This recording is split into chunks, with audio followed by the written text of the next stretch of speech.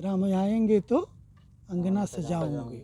अब इससे बड़ी क्या खुशी होगी भाई। राम राज्य से जो लोग थे ना, वो अपने हिंदू धर्म को बचाने के लिए बलि पर चढ़ गए थे। किसी भी जाति के बहुत तमाम लोग थे। हम लोग इतिहास पढ़ते हैं उसमें, किन लोगों को काट दिया गया, माताओं को औस्तन काट लिया जाता था, धन परिवर्तन करा दिया जाता था।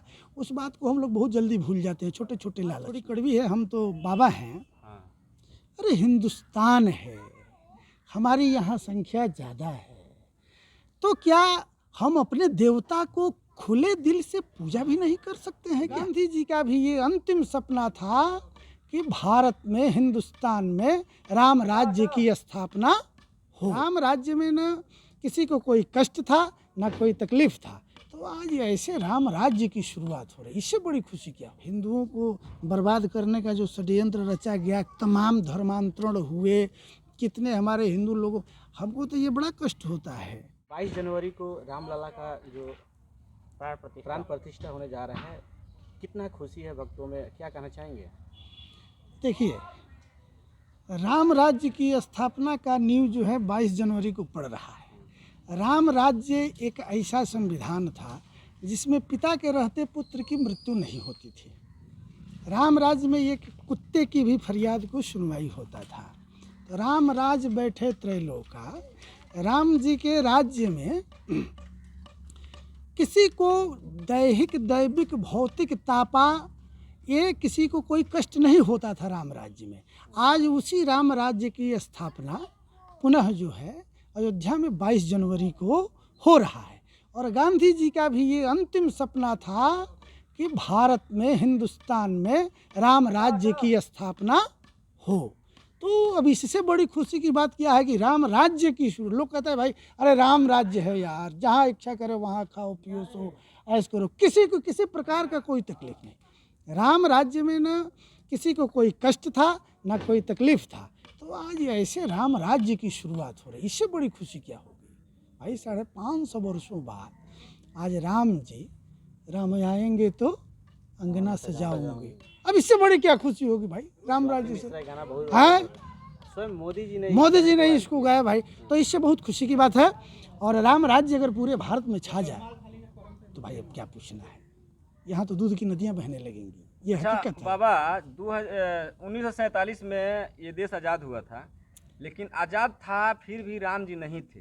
तो क्या जो सनातन है ये 22 जनवरी को आज़ाद हो रहा है अभी? देखिए, सही मायने में अगर आप कह रहे हैं जी, बात थोड़ी कड़वी है, हम तो बाबा हैं। अरे हिंदुस्तान है, हमारी यहाँ संख्या ज़्यादा है, तो क्या हम अपने देवता को खुले दिल से पूजा भी नहीं कर सकते हैं क्या? उस राज्य सत्ता के लिए क्या हम अपनी पर्व त्यौहार, हम अपने इष्ट की आराधना भी करने का मेरा अधिकार नहीं रहेगा जी? 550 साल के बाद ये फैसला आया, आज मंदिर बन रहा है, तो जब फैसला आया तभी ना हम लोग आज़ाद हुए। इतना दिन तक जो बीच बीच में हिंदुओं को बर्बाद करने का जो षड्यंत्र रचा गया, तमाम धर्मांतरण हुए, कितने हमारे हिंदू लोगों, हमको तो ये बड़ा कष्ट होता है सुन करके कि 1947 के पहले क्या हमारे जो पूर्वज लोग थे ना, वो अपने हिंदू धर्म को बचाने के लिए बलि पर चढ़ गए थे। किसी भी जाति के बहुत तमाम लोग थे। हम लोग इतिहास पढ़ते हैं उसमें, किन लोगों को काट दिया गया, माताओं को औस्तन काट लिया जाता था, धन परिवर्तन करा दिया जाता था। उस बात को हम लोग बहुत जल्दी भूल जाते हैं, छोटे छोटे लालच में। कितनी यातनाएं भुगतनी पड़ी है हमारे पूर्वजों को, और उस यातना को भुगतने के बाद आज कुछ हम लोग ये खुला सांस ले रहे हैं हिंदुत्व के प्रति, हिंदू के प्रति, कि हम हिंदू हैं। कम से कम इतना कहने का, कम से कम हमारे देश का प्रधानमंत्री चंदन तो लगा करके गंगा में डुबकी तो लगाता है भाई। इस हिंदुस्तान का ये तो कुछ तो है। तो हम तो यही कहेंगे कि अब आज राम राज्य की शुरुआत हो चुकी है, इसके लिए मोदी जी को भी बहुत बहुत धन्यवाद है, और साथ में जोगी जी को भी धन्यवाद है, और साधु संतों को भी धन्यवाद है, और हमारे जितने भी हिंदू धर्म के, सनातन धर्म के प्रेमी लोग हैं, सबको बहुत बहुत धन्यवाद, बधाई, शुभकामना।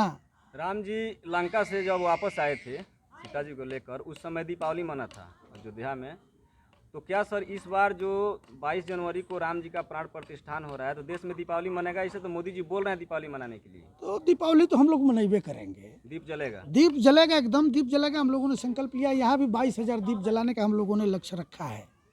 आम पब्लिक का क्या संदेश दीजिएगा दीप जलाने से लेकर? आम पब्लिक का देखिए, दीप जलाने का जब मान लीजिए ये हम लोगों के धर्म में प्राण प्रतिष्ठा एक विषय है। राम जी समझिए कि वो वनवास में थे और उनका वनवास खत्म हुआ, आज उनका राज्य अभिषेक हो जाएगा 22 तारीख को। उस दिन से राजकाज शुरू हो जाएगा और जिस दिन से राजा हमारे राम जी बन जाएंगे उस दिन दीपावली हम लोग मनाएंगे। और हमारी जनता जो है राम राज्य में हर्षित रहेगी, सब हर्ष से एकदम बिल्कुल सभी लोग प्रफुल्लित रहेंगे। इसलिए हम लोग दीपक जलाएंगे, आपस में मिलजुल करके रहेंगे। हम लोग किसी भी जाति पाति की व्यवस्था में नहीं रहेंगे। हम लोग सब लोग अपने हिंदू भाई, हम लोग गले गले में कट्टर हिंदूवादी का संदेश देंगे, चाहे किसी भी कास्ट का हो, वो मेरा अपना भाई है। और ये खान पान की जो व्यवस्था है, ये सब व्यवस्था को ध्वस्त कर दिया जाएगा और सभी लोग एक में बैठ करके अमन चैन के पैगाम के साथ भोजन करेंगे, चाहे वो किसी भी जात का हो, एसटी हो, एससी हो, ओबीसी हो, जनरल हो। ये तो राज्य सत्ता चलाने की बात है, पर हम लोग आपसी समाज में हम सभी लोग एक हैं, इसमें कोई बंटवारा नहीं। किसी धर्म का मानने वाला हो, दीपावली सबके लिए है। सबके लिए है दीपावली। दीप तो प्रकाश का पर्व है, ये अंधेरा गया और प्रकाश आया, इसलिए ज्योतिर्मातम सुगम है। तो इसलिए जो है 22 जनवरी को तो दीपावली मनेगा ही। इसमें तो 22,000 दीप हम लोगों को भी जलाने के लिए यहाँ लक्ष्य रखा है। उसके बाद से लोगों में क्या परिवर्तन होगा? बहुत परिवर्तन होगा। जब दीपक जल जाएगा, अंधेरा समाप्त हो जाएगा, प्रकाश आ जाएगा, तो ये भारत ज्ञान का पुंज हो जाएगा। आपस में किसी से झगड़ा नहीं रहेगा, किसी से द्वेष नहीं रहेगा। सब लोग एक साथ मिल करके एक घाट पे बाघ और बकरी पानी पिएगा। राम राज्य का यही ना मतलब है जी। दूर हो जाएंगे, सब कीड़े मकोड़े दूर हो जाएंगे इधर उधर जो दूर की बात है सर, 550 बरस लग गया। आज 14 वर्ष के बाद जो त्रेता में वो आए थे वापस, उस अब समय देखिए 14 ही वर्ष का था। 14 साल राम जी को भी थोड़ा सा कष्ट काटना पड़ा था। तो एक खगोल भूगोल के हिसाब से ग्रहों का कुछ नक्षत्र है, इसलिए कुछ ग्रह इधर उधर था, वो सब ग्रह टर गया है राम जी की कृपा से। राम भक्त की कितना खुशी है? अरे बहुत खुशी है। राम भक्तों में तो सभी लोग भाई राम आएंगे तो अंगना सजाऊंगे।